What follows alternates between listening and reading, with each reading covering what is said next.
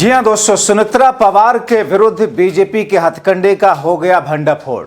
सुनेत्रा ने रखकर सुनाया, शरद पवार ने चेताया। स्वागत है आप सभी का। आप देख रहे हैं द राजनीति का विशेष सेगमेंट खबर और विश्लेषण। मैं हूं जब्बार खान। दोस्तों, आखिर 2 फरवरी खत्म होते होते ऐसा क्या हुआ जिसमें अब खुद सुनेत्रा पवार यानी कि अजीत दादा पवार की पत्नी ने भारतीय जनता पार्टी की रणनीति को समझ लिया।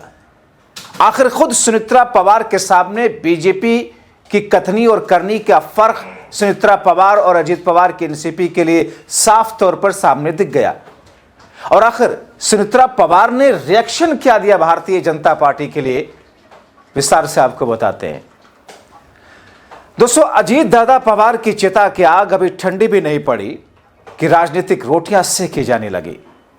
भारतीय जनता पार्टी के नेता किस तौर पर, किस अंदाज में क्या कुछ कहने लगे।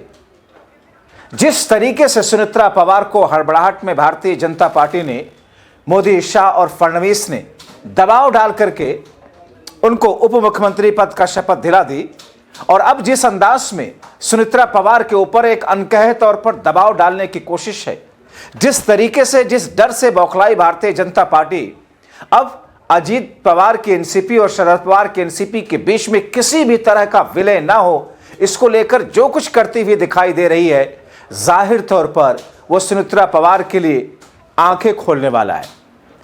दोस्तों, इस बीच में भारतीय जनता पार्टी के नेता की तरफ से जो कुछ सवाल उठाए गए वो अपने आप में दर्शाते हैं कि कितनी अटपटी स्थिति को उत्पन्न की जा रही है।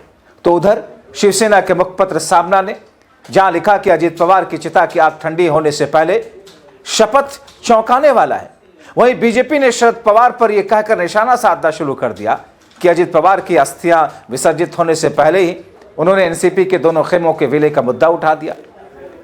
बीजेपी की प्रतिक्रिया तब आई जब अजीत पवार के निधन के बाद एनसीपी में विलय की बात तेजी से उठी, और इसको लेकर महाराष्ट्र बीजेपी ने शरद पवार की पार्टी पर निशाना साधते हुए कहा कि बहुत जल्दबाजी में है।